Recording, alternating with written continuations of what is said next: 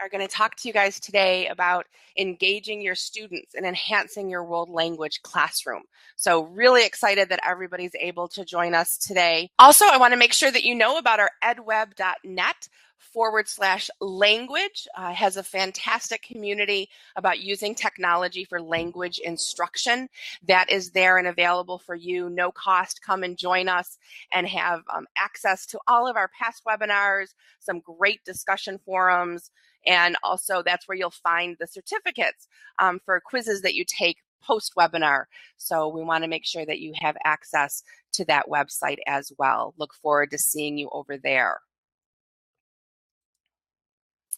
Also, if you have logged in with your email address, you're going to get your certificate for attending our webinar in the next business day. So it'll pop up right for you. You'll receive it in your inbox. If you have joined by phone or if you're watching this recording later, just go ahead and take the quiz that you'll find in the archives. And that quiz is going to trigger your certificate. Once you take the 4-question quiz, then you'll receive your certificate via email, again, within the next business day after you take that quiz. And here's a little bit about Giselle, but I'm going to talk about Giselle again a little bit later. So I'm going to go forward here. This is our, for Rosetta Stone, we use obviously technology in the classrooms, and we are super interested in knowing how you're using technology in the classroom. We would love to connect with you and have you share your ideas with us on our Facebook page, facebook.com/Rosetta Stone Education. We also have our Twitter account, Rosetta Stone Ed. Feel free to follow us or chat at us via Twitter. We're happy to respond and hear your ideas there as well.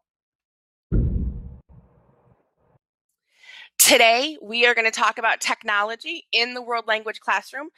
Every single day, it seems like there's more technology available. So we're going to talk about how to maximize that and how to make it the best use for our students. We're going to talk about who your students are. They're completely different than they were 10 years ago. So we're going to talk about some of the resources that they have and how you can best use those resources in order to engage them more fully. And we're going to wrap up by talking about some really good strategies in your classroom to make sure that we're blending technology and what we think of as traditional instruction together in classrooms to get even more language learning going on in that classroom. I did mention that I am Melanie. I'm Melanie Rogers. I've been teaching technology for over 20 years now to both adults and to children. I currently am the training team lead for Rosetta Stone, specializing primarily in our education market. So who I love the most right now are my teachers out there in the education world. I am passionate about lifelong learning as well as alternative education models. That's really a strong passion of mine to make sure that we're learning from infancy all the way through till the end. And I work with teachers across the United States right now. Giselle is in her 21st year of teaching. I think she should get a round of applause just for that. She currently teaches Spanish at Tallwood High School, home of the Global Studies and World Language Academy. She is also the World Languages Department instructional team leader, and she has just completed her master's degree in Spanish language and culture. So wonderful that she's just completed that as well. Super proud of her. Now, we do have a couple polls that we would like to pop up on the screen, and we'd love your feedback if you answer. It should just take a few seconds, and those polls should be appearing on your screen right there. There they are. So the first thing we want to know is, how often are you using technology in your classroom? How often do you see that, are you, whether it's their bring your own device or you're using devices that are in your classroom or taking your students to a lab? We'll see that there's a few there that are rarely. And then we've got, looks like we've got 4 to 5 days a week is the majority of you. That is awesome. So we're really using a lot of technology right now in world language classrooms. Now, we do have another poll that's going to pop up in just a second, and we'd like to know who is most comfortable with technology. Who's the best ones? And it looks like students are edging over just a little bit over you, though. And I'm not surprised about that because you're here and you want to learn even more. And so I find that teachers are really improving their technical skills over time. But still, students are, it looks like number one, you believe that students know more than you do when it comes to technology on average. Awesome statistics. Great to know.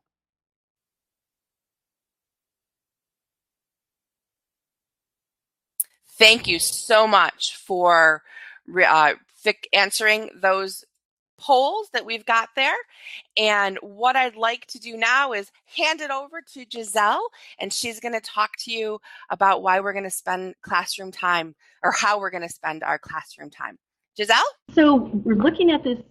First, I want to say before I move on, again, I am very fortunate to be at Tallwood High School, which is a school within a school. We have approximately 2,000 students here, and of those students, approximately 400 of them are members of the Tallwood's Global Studies and World Languages Academy. So I feel very fortunate to teach in this school because our students really understand what it means to learn a language and why it's important. So they get it. And we don't have to convince them, for the most part, of why it's important to be able to communicate in another language. So as we look at this slide, why spend class time like this? I think it's really easy when we look at this picture, we can tell what it looks like when students are not engaged. They look bored. They are yawning. A lot of times they want to put their heads on their desks and not be involved in the class. But what does it look like when our students are engaged? And I think it's important to consider that engagement looks different to different people. I used to think that if I walked into a classroom and it was active and students were up and moving around, that they were engaged. But I've come to realize that engagement can take a lot of different forms. It can be intellectual engagement, they can be emotionally engaged, students can be behaviorally engaged, physically, socially, and even culturally engaged. So we have to look at all of these things when we plan our lessons and we plan how we're going to get our students involved and using language for meaningful purpose. I think that we would all agree that if students are engaged, they're showing enthusiasm, they are curious, they are optimistic about what they're learning, and they're motivated, so they want to learn. And then looking at moving from what the classroom looks like and how they're engaged, I think that a lot of what we're going to see is that students are collaborating. They're working together. We're taking students away from, or the classroom is changing constantly, and we're moving from teachers being the center to more of a student-centered and the teacher more working as a facilitator in the classroom.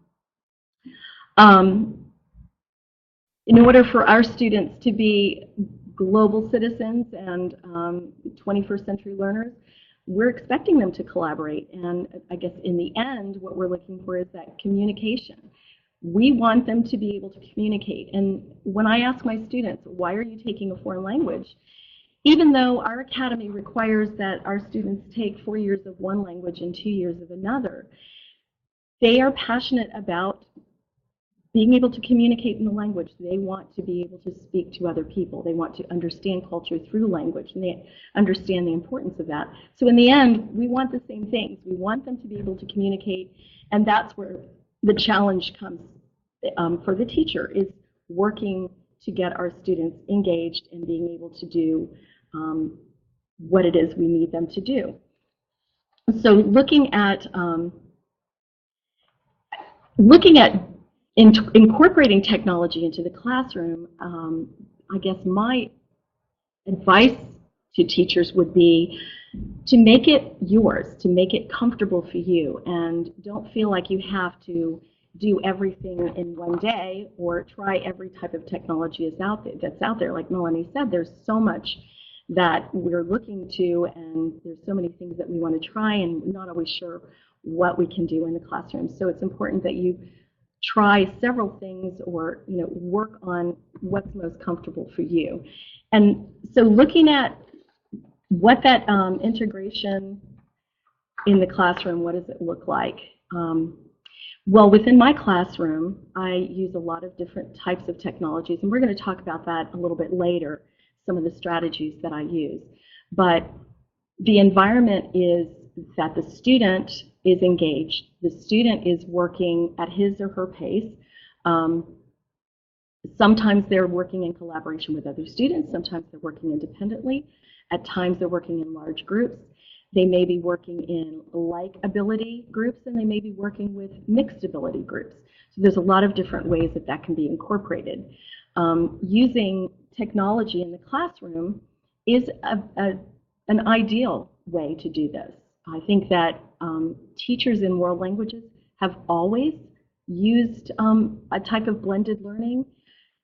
We have, I remember when I first started teaching, it was crazy trying to find materials to use in my classroom, to find authentic sources. It meant, if a friend was traveling abroad and they could bring back newspapers or magazines, I'm sure many of you remember this. But now with the World Wide Web, there's so much out there that we can bring it into the classroom to start creating that authentic environment that's so important for our students. And I think I'm going to turn it over to Melanie now, who's going to talk about the students that we teach and what they look like and how to reach them. Awesome. Thank you, Giselle. So one of the things that I always think about is when I was in high school, there was no even word processing. I learned how to type on a big old Selectric typewriter, and I currently have children in high school that are in a one-to-one district who, not only have their laptops through school, they have their laptops at home, they have their smartphones, they have their Kindle Fires, they have their tablets, they have all of these devices that are currently available to them. We kind of call them the net generation right now. So they have the internet at their fingertips. There's no more running to the library to get the encyclopedia, looking up facts. They're just going to Google it right away. And so they have this idea that, everything is mobile. They've got these mobile devices that they're able to access whatever they need. My oldest is a sophomore in high school, and he types his papers on his phone and submits them electronically. And that's pretty much that's standard right now. And these kids are also using instant messenger, and I think we all do, but they're texting and they're using tools like Skype and Google Chat and Google Hangouts in order to connect not only with their friends, but also teachers and mentors and people that they can learn more from. So it's an amazing world right now where they can access so many people through social networks. And one of the things you'll see on our slide here is there's a circle there that mentions neuroplasticity. And that is a term that in the past, we kind of only thought about it when people had a stroke or there was some medical issue. But as they're doing more and more research, they're finding that neuroplasticity is happening with everyone. And so what that means is our brains are constantly building new neural channels. And the way that we're doing that is by activating our brains, by using our brains, by being active and doing lots of different things. Whether it's we're using our hands and our fingers to text, it's actually getting sparking parts in our brain, or we're handwriting things, or we're doing across video like we are right now. They're all of these different options and different ways of learning are allowing us to learn faster, and our brains are growing actually, that they're finding. And especially when we're able to really access that and maximize it, that they're finding that their retention is going up. And as we can present things from different areas and different ways of presenting that information, retention is increasing. So that's technology is the best key point to kind of bring all of that together. And it's also this great opportunity that people have nowadays to learn on their own.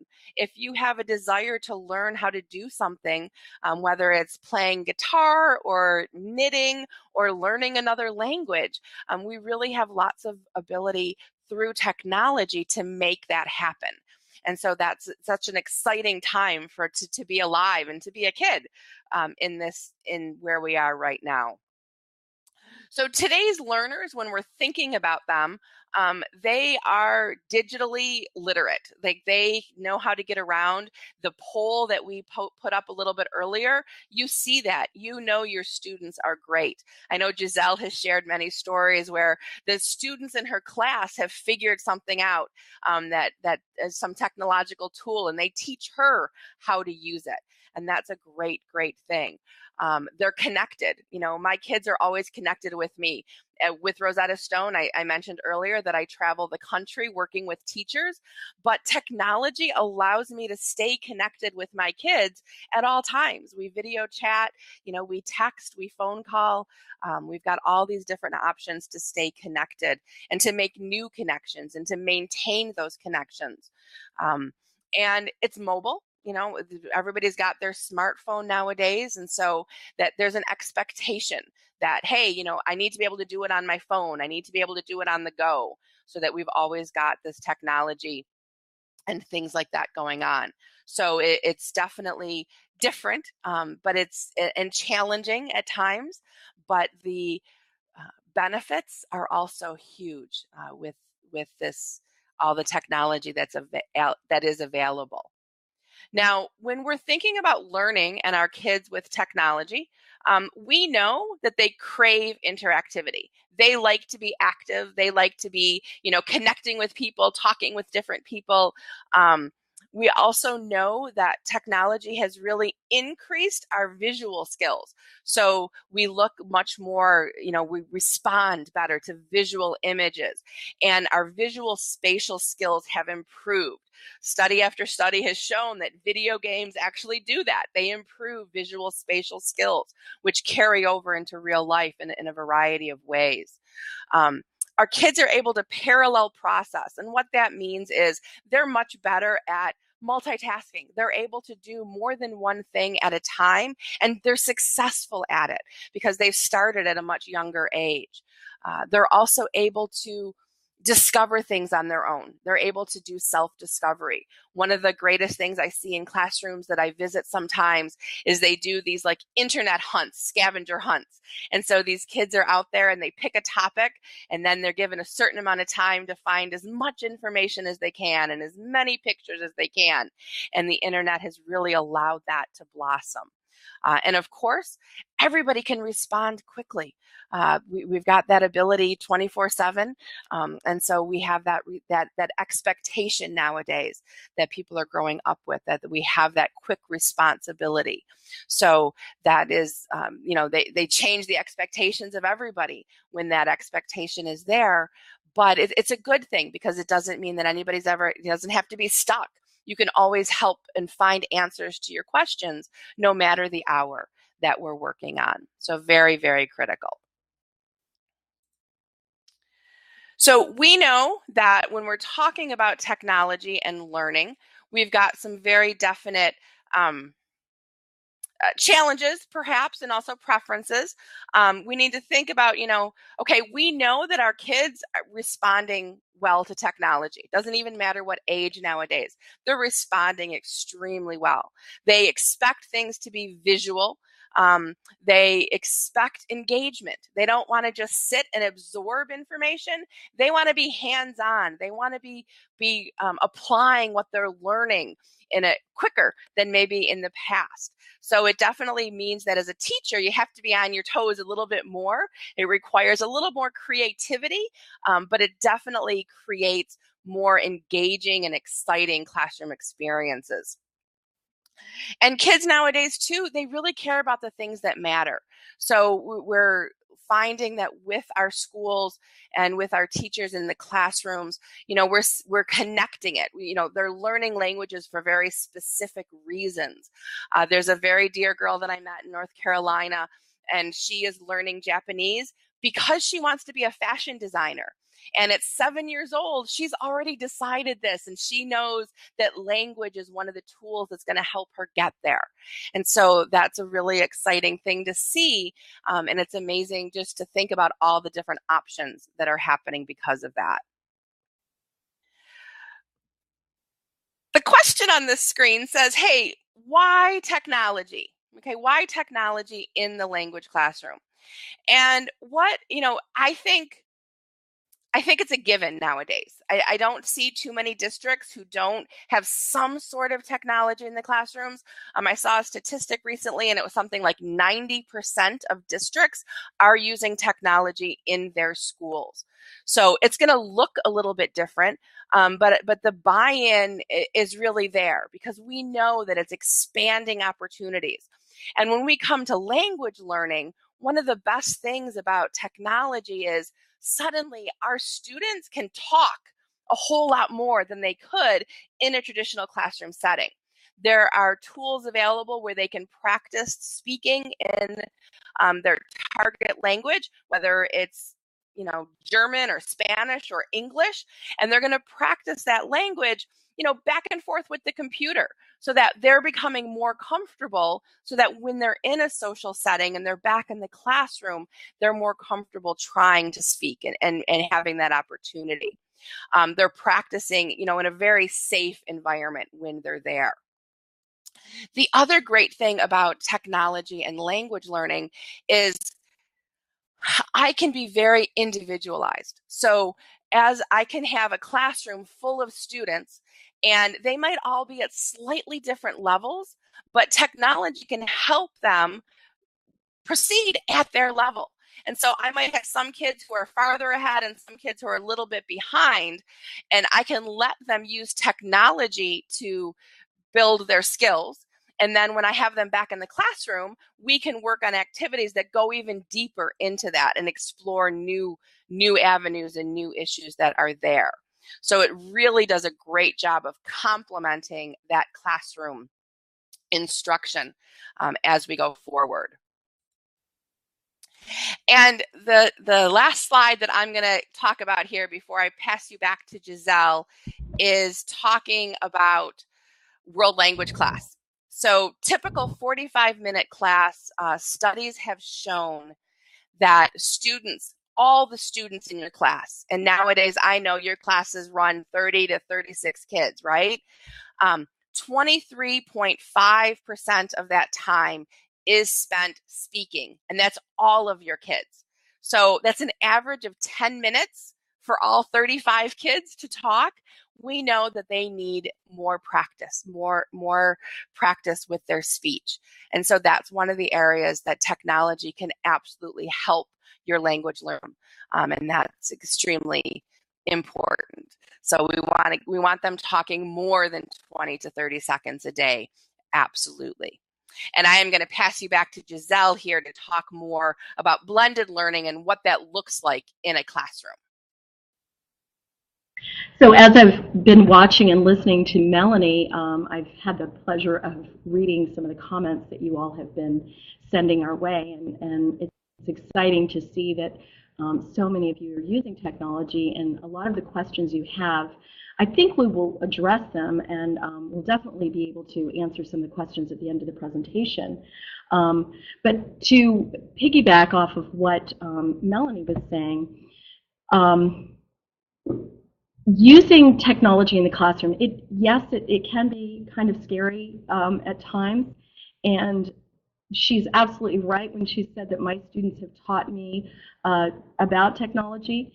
There have been times when I've learned something new at a conference or from a colleague, and I wasn't quite sure how it was going to go, and in the middle of class something didn't work out, and 9 times out of 10 my students know exactly what to do and how to do it. And they're a great resource, and we know that from the poll at the beginning where we said that so many of us feel that our students know more about technology than we do. And that's okay. We're going to learn from them as well. This is a definition of blended learning. If you've had a chance to look at it, I think it's kind of, for me, it's a little bit confusing. What exactly does that mean? So when I think of blended learning, I imagine that I am blending my classroom. I'm taking instruction, teacher instruction, and combining that with different technologies. It could be using what we used to call stations. I think now is a rotation model, basically using centers and stations like you do in elementary school. And there are just a variety of ways that you can incorporate that blended learning approach. Using blended learning in the classroom, it lends itself perfectly to reaching all your different students, the different learning styles and the way that students interact in the classroom. If you consider the three modes of communication, interpersonal, interpretive, and presentational, it's much easier to target the modes of communication by using a blended learning approach, because you're reaching out to students in a different way. There are so many different ways that you can use blended learning, and I'll talk about that too. And Melanie was talking about the different reasons why to do it, other than the obvious of being able to reach out to a lot of different students and to meet them where they are and to individualize their learning. We have large classes. I have colleagues that have, because I have academy classes, mine are not quite as large, but we have students with, teachers with 32, 33 students in a classroom. And it's difficult to reach all of those students. And as Melanie was saying, they're able to practice their speaking very, very little during a 50-minute or a 90-minute class period. Students get bored, and they're so used to using technology and that being such a part of their lives that they need that constant change of activity. Also, in a blended learning approach, students are more apt to be risk takers. They're more inclined to do something collaboratively in a group if they're working in a group setting. And if that instruction is through a computer or using their iPhone, they might be more inclined to take a risk and do something different. It also gives the teacher a tremendous amount of teacher-to-student interaction. So it gives you the ability to work individually with those students who really need you.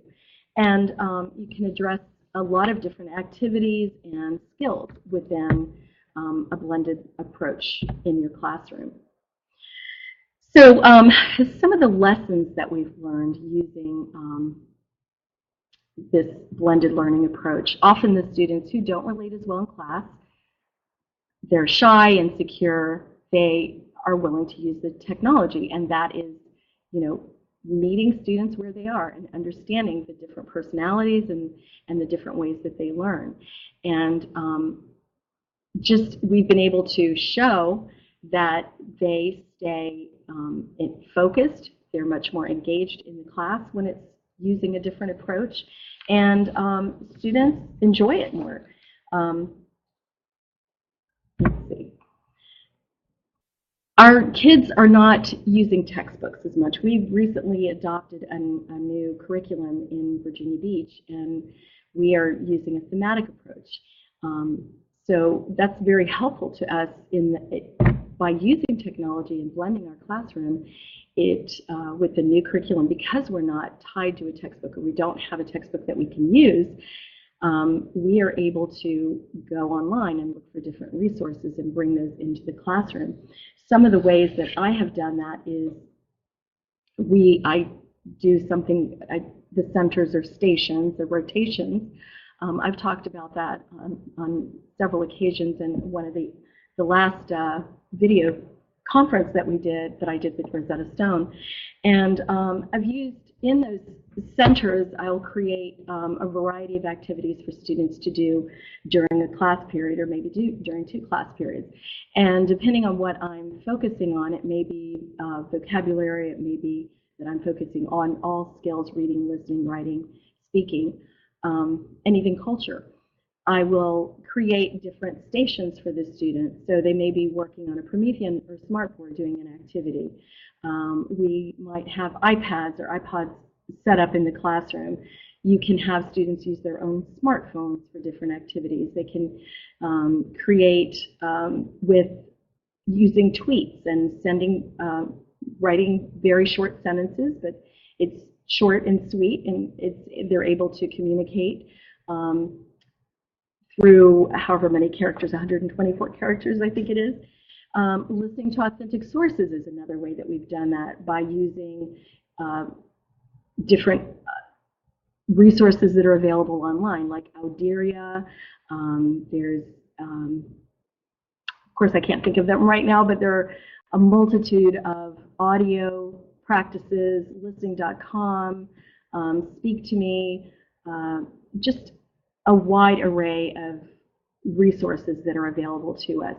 In addition, I will use Quizlet. What we talked about earlier, I was talking about having students collaborate. I used to use Quizlet for students to practice their vocabulary and verb conjugations, but now Quizlet offers the program where they collaborate, Quizlet Live, and they can work together, and you can create different competitions amongst the students. And this is something that they really, really enjoy. One of the questions I saw that somebody sent in the chat earlier was, how do you use Rosetta Stone in the classroom?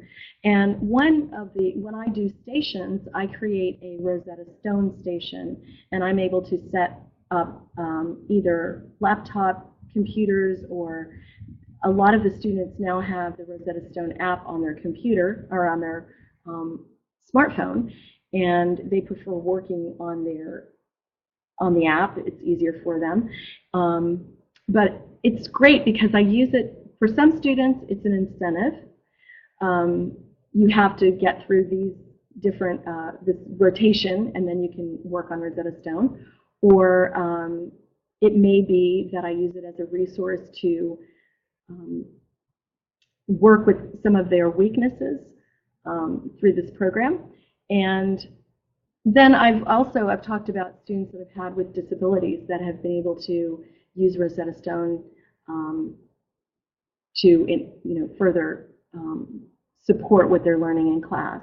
So in no way does the Rosetta Stone program or any other technology that we use in the classroom, in no way does it replace the teacher. It certainly is a resource, and it enhances what we're doing, but it's not something that we need to feel uncomfortable or afraid to use, because it's something that definitely will help us. One of the things that when you're looking at doing technology in the classroom, it's really important that you consider how it's going to coordinate with the actual levels. You want to make sure that it is challenging to your students, that it's not that it's not too difficult. It needs to be at their range. So if you're teaching a low-level class, a level 1, for example, or level 2, you need to make sure that it's that the students can do the work, that it's not too difficult for them. But at the same time, we always have the students in class that are above the class. They're passionate and they're working ahead, and using technology, again, is a way to encourage those students to keep going and not to feel frustrated because they're being held back. It's great for remediation. You can hone in on certain areas. With the Rosetta Stone program, you can supplement what you're teaching in class with the program, and that's very easy to find and to support what you're doing. Using the program, we've had a lot of success with students using the program, and even in our school, several students have decided to skip a level, so they will do Rosetta Stone on their own and then test out of a level, because they're required to take several years of one language and 2 years of another. So for them, if they're in Spanish 5, for example, French 1 might not be much of a challenge to them. So they would do a year of Rosetta Stone or complete the course on their own and then jump into the next level. So it's been really helpful that way. And I think at this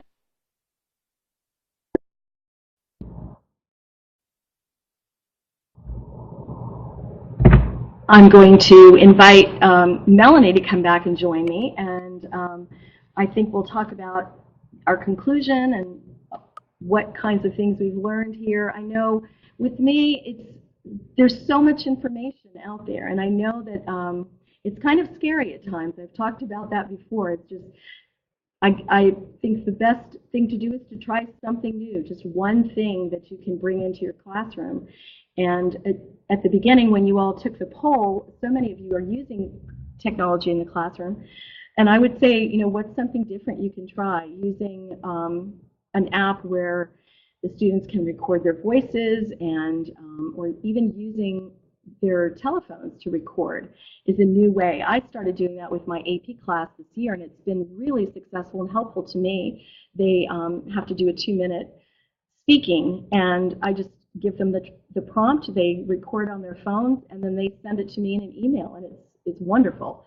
So there's just a lot of different ways that you can try using technology in your classroom where it's not so scary and new. And I think it definitely enhances what you're doing.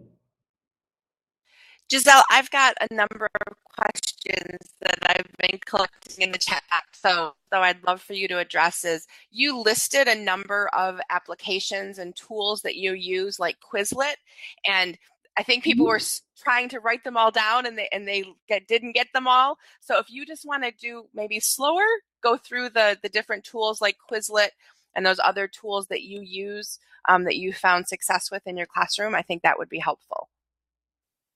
Okay, well, Quizlet is a great one. Another one that we use, a lot of the language teachers in my school use is Kahoot. It's Kahoot. I really don't, I guess it's new to some people. I've talked about it at conferences, and it seemed like everybody was familiar with Kahoot. It's an online quiz, very competitive game where your students use their phones to connect, and you can put in questions, multiple choice questions. It's wonderful, and it's a great source. Another application that we use is Padlet. Padlet is great for posting a warm-up question, and your students will respond using their phones or an iPad if you have that available, or computers. This year I tried something new with Storybird. It's an online source for creating stories. And I did this for teaching the preterite versus the imperfect. And it was great because it has beautiful artwork. I guess I can promote this. It's a free app. I think if you want the app without all the announcements and the everything that comes up on the side, you have to pay extra. But my students loved it. They were able to create a story and write using the past tense, writing a story. Another application that I've used this year is, what's it called? It's, Melanie, maybe you know, it's creating posters. There's so many. I cannot remember what it's called. Well, I had them create posters online, and then they did a recording in our Google Classroom, and it worked together. I will think of it, and I'll put it on the comments. Was it PictoChart? PictoChart just came up in the chat box. Absolutely, it was wonderful, and that was something that my students taught me how to. I knew we wanted to use it. It was a great way for them to do introductions at the beginning of the year. We were actually talking about their personal identity, and they created PictoCharts, and then I had them do a recording to go along with the PictoChart, and that was all meshed together in their Google Classroom. So a lot of these applications are accessible through Google Classroom, and you can have students upload it there if your school system is using Google the way we are. I also use QR codes, the smart boards, Promethean boards, iPads. Just, I don't know how many I've named, but there are a lot of applications that you can use that are wonderful. Thank you. So one of the other questions was, what is one-to-one? And so I think I'll take this one. A one-to-one district is where the district provides a device. Sometimes it's an iPad, sometimes it's a laptop, but a device to each student. So each student receives one device, and that's a one-to-one district. And a lot of times districts will start it different ways. Sometimes they do it top down. So the high school gets them the first at the beginning, and then as years go by, the plan is to push it all the way down into kindergarten as well. Another question that kind of went along with that is there was a comment that they were headed to one-to-one next year, and teachers are nervous. And I completely understand that they would be nervous about that. One of the best things I can suggest is to get together with your teachers and start thinking about, hey, how are we going to use it in the classroom? Giselle just gave you some wonderful apps that you can use to incorporate it. Think about, Google Classroom. Think about, ask your district what support and training they're going to provide to you in order to best utilize this wonderful resource that you're giving to students. I think at the very basic, you have this great ability where they have word processors and spreadsheets and slide presentation tools that they can now incorporate into all their classes. You don't need to print things. You can just share Google Docs or send documents to turn in assignments.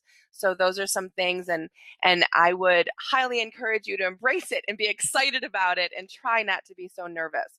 But the more that you can get together with fellow teachers and discuss it and discuss different strategies, I think that would be extremely helpful. Let's see, another question that we Absolutely. had.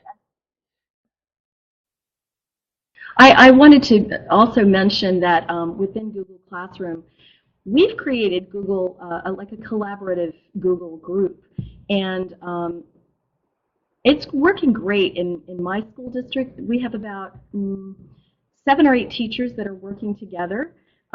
There are a lot more teachers in our district, but we all teach the same level of Spanish 3, and we're working together so that we're not reinventing the wheel. One person might create something or have found something online that works really well.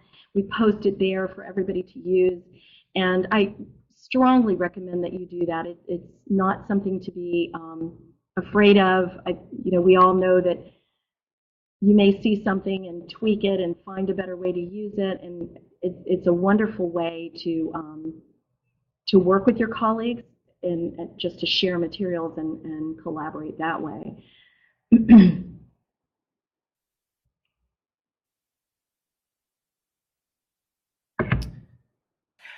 There was a question too about your rotation model. You talked about your stations, and the question was, how many students can be typically working in the station rotation model, and how do you keep them accountable? That's a great question. I actually just did stations the last 2 classes. I was finishing a unit, and I wanted to bring back some review and do some re-entry and spiraling in of some old information with new material that I taught. So I'm able to incorporate the entire class, and I did this. This time I did by like ability. What I mean by that is I grouped them according to their ability. And that was a way for me to work with some groups that I knew needed some assistance. I created about 15 or 16 different stations or centers or whatever they are calling it now. And, one might have been, or one was working on Quizlet on the computer. So the whole group had 4 computers. They were working individually, but as a group, they were working on the vocabulary. And I wanted them to work on spelling. Because these students were having a difficult time with the spelling. At the same time, another group is working with writing creative sentences and building sentences, starting with simple and going to more complex. Another group I had working with a prompt that I gave them on speaking. All of this was related, the same vocabulary we're talking about, entertainment and movies. And I had students working, for example, talk about the last movie that you saw. Where did you see it? Who did you see? With whom did you see it? What was it about? How much did you pay for the tickets? Those sorts of things. And then I had them record on a digital voice recorder, but you could also do that on an iPad.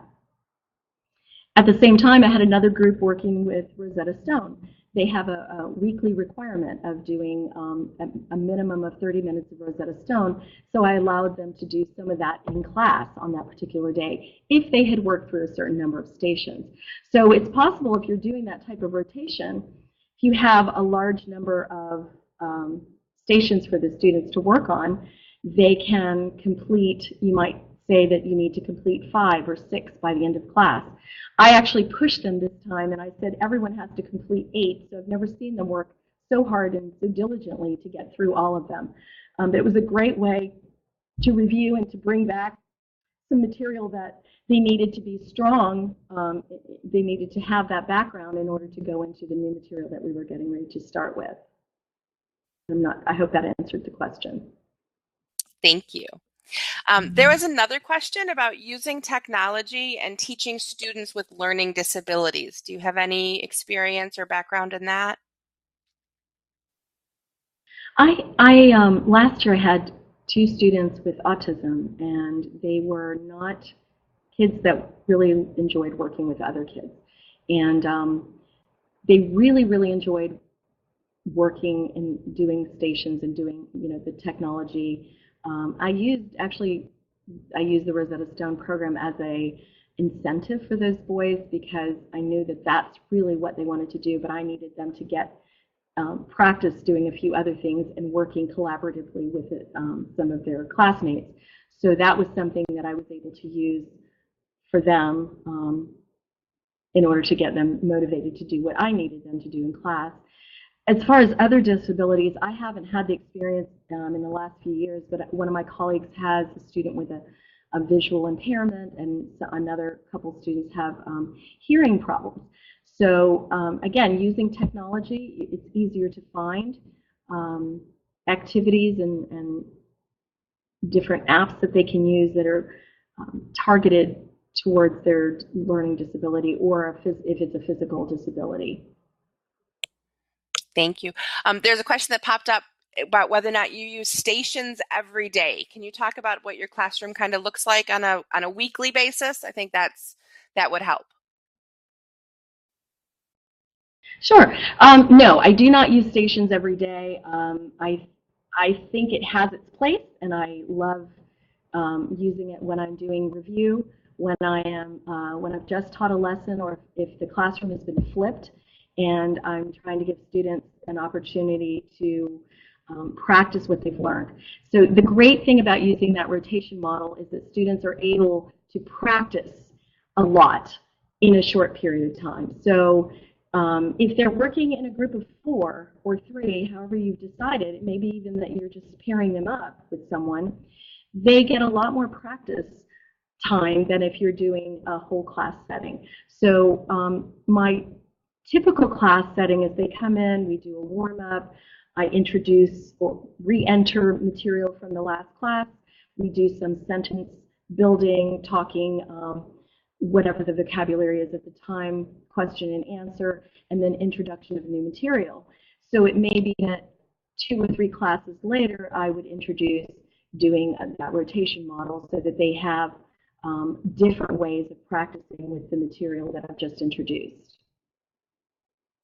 Great, thank you.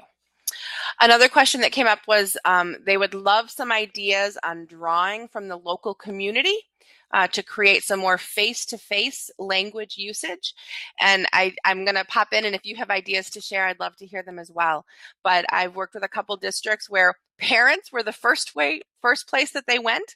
So they had parents who spoke different languages, and they brought them in, not only just to the classroom, but one district in particular brought them in at lunchtime, and they kind of had like a lunch buddy type of program where they would come in and speak their native language or their other language, another language that they knew that the students were trying to learn, and they incorporated that into the program.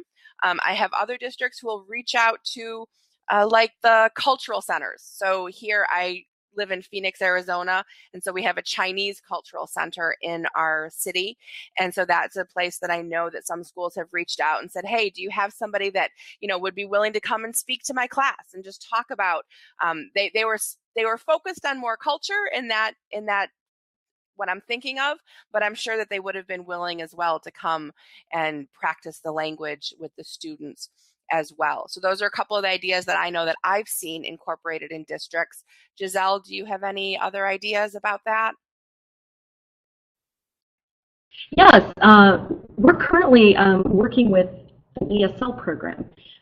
Students and their parents at the elementary school, they have a high rate of uh, children that are receiving services for English as a second language. So we were able to connect with an elementary school here, and my students from the World Languages, Spanish Honor Society, go to this school, and they're working with native speakers. So they're teaching English, but they also get to practice their Spanish because a lot of the parents do not speak any English, and so they're doing a little bit of translation, but really just communicating with them before and after. So that's a great way to look for an ESL program in your community. If your students are at different levels, how do you determine what you will teach or how you will teach?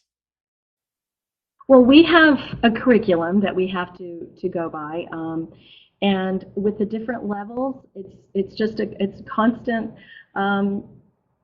assessment, working with those students, trying to. This is one of the reasons we like to use this rotation model in our school, and that we use so much technology, because it really helps us to work with students that are at different levels. If you've got a child that's in your class in a second or third year language class, and they're at a novice mid, and the majority of your students are at an intermediate low or intermediate mid level, makes it really difficult. So it just takes a lot of planning, pulling in different resources, and I would just recommend, if it's at all possible, to use some technology in the classroom to work with those students inside and outside of the classroom. Thank you. And I want to thank everyone for their awesome questions and comments in the chat window. I know that you all have gathered some great information that you've shared with each other. It's one of the reasons that I love these webinars. I do want to share our website, Rosetta Stone. We have a website located at k12.rosettastone.com /get language ready. And we've got some awesome information there for teachers and ways to incorporate Rosetta Stone into your classroom, but also just language learning ideas. Not required that you necessarily use Rosetta Stone to get some great ideas from that website. We'd love to see you over there, as well as see you on Twitter and on Facebook. Absolutely appreciate everybody. Giselle, it was great to work with you again. I love presenting with you. And I would like to close this workshop. So you guys were wonderful. Thank you so much. Giselle, any final words? I just want to say that I received a really cool email from Rosetta Stone today, and since it's so new, I can't remember what it's called, but it reminds me of Facebook for teachers. And I joined, and I encourage those of you out there to join, because it was a lot of fun. I think I spent 15 minutes of time. I should have been planning for my classes, but I highly recommend it, and look forward to seeing other teachers on this application. Maybe, Melanie, you can tell them what it's called, because I really don't remember.